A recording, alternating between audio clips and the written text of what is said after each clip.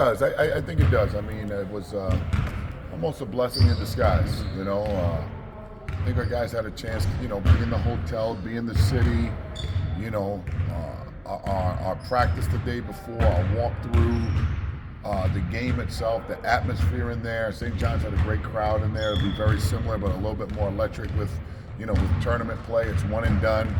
As discouraging, as disappointing as the year has been, you do feel a rejuvenated energy in tournament play. So I'm excited about it. Ironically, we're playing Providence College, and so we're excited about that. A great opponent, right at the cusp of being a tournament team, of which I think they are. So we're right there. Should be a lot of fun. You talk so much about the Big East tournament. Does today or the next couple days almost feel like Christmas Eve to you? It really does. I mean, again, I'm a Big East guy, right? Born and raised in it, going back to when it first started. Mm-hmm. So to be coaching in the league, playing in that game, being in the, just being in that aura of Big East basketball, to me, is just, it's an honor. It's an absolute honor. Is there anything as the season has gone on that you've grown at that you think that you can even build upon it when you get up there, something that you haven't shown in the first two games against Providence? Oh, fair question. I'll have to think about that, because again, they do what they do. Devin Carter, to me, has had one of the best seasons in college basketball on both sides of the ball. Aduro has continued to improve. They have guys, Barron's really improved with his shot making from the perimeter. Gaines has game experience. They're a hard opponent. They're simplistic, yet they're very diligent in what they do, very tough defensively. I don't know how many different changes we can make other than we got to make open shots. In the last game playing here, we missed so many open shots. Credit their defense, but those are the shots we've been making all year. So hopefully we can make some open shots. When you look at how the season has gone, just kind of from a November to now, what in there, if you could do it over, would you do different? Not going to before the season started, but just in season. Is there something that stands out that maybe you would tweak different? Oh, something defensively. I think offensively we've been decent. Again, we've had guys miss games. I think Jaden may have missed 5 games. I think Heath missed a couple of games. Defensively, could we have trapped more? Because you can't change our body types. That's one of the things. Could we have lifted more, put more weight on folks? I don't know if we got the body types with this group here where they can physically grow more in a short period of time. So I don't know how much more I would have done differently, given that it's a whole new team. And that was kind of my thought was, if you go before the season, there's all sorts of things you might sit there and Sure. I just was curious more in season, or you got the hand that you're going to play, right, and you're just going to play it for right. For and months. Again, love our men. Mm-hmm. I think they've given us a good effort.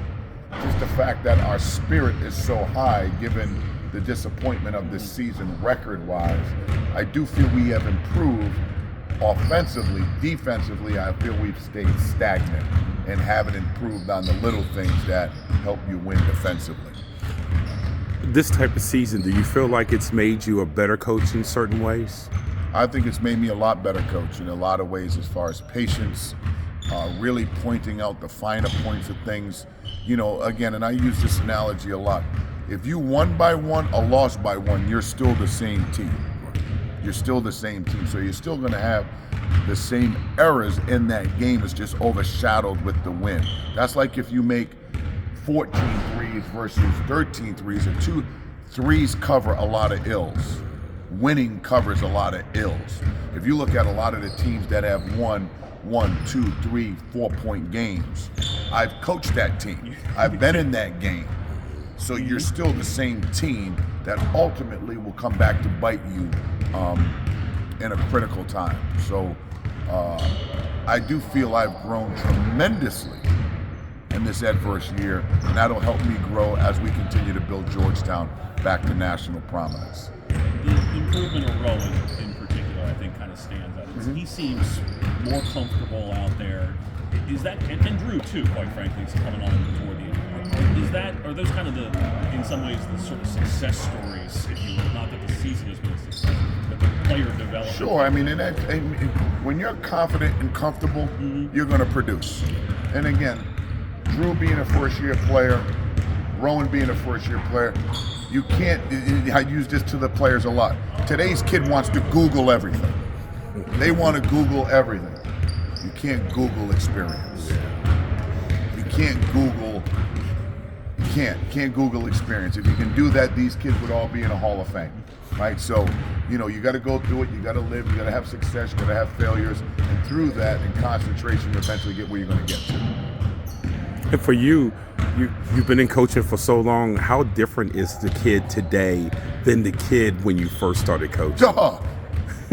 You know, I think you can go back and ask that. How different is today's kid versus when I got into coaching in 1994? It's like asking our parents how different are the kids from 1949 to 1969 or 1979 to 1999. It's we have to evolve with today's young man. We have to evolve with today's young man. We have to be sympathetic to it, but also have open and honest conversations. We have to know that their world is different. Today's kid is about right now. Today's kid can get information quicker than we can get information. Today's kid is a little bit more sensitive, not as not as hungry, I would say. Right. You know what I mean? Like keeping the main thing is something that our era kept the main thing. There's so many main things now in mainstream America. Fashion, music, you know, the level of leverage that today's athlete has versus when it was, a lot of the leverage was on the coaches. So totally different mindset of the individuals today with today's student athletes. When you have a tournament situation and you played a team recently as opposed to 2 months ago the last time, it helps. It helps. Well, you know, they know us, we know them. You know, that's a good thing. So your preparation isn't as intense with respect to something new, something different. I like the fact that we just played Providence, so you know they're going to be familiar with us. We're going to be familiar with them. Should be a great time. Big East basketball is amazing this time of the year. I'm so excited to go to New York and see our men. They should just have you do all the ads for them. Why is that? Because you're just so excited about it. Like, there's nothing like Madison Square Garden, the Big East tournament, and the energy and excitement it brings. There's no better tournament in the country. There isn't. You can ask any coach from any other league.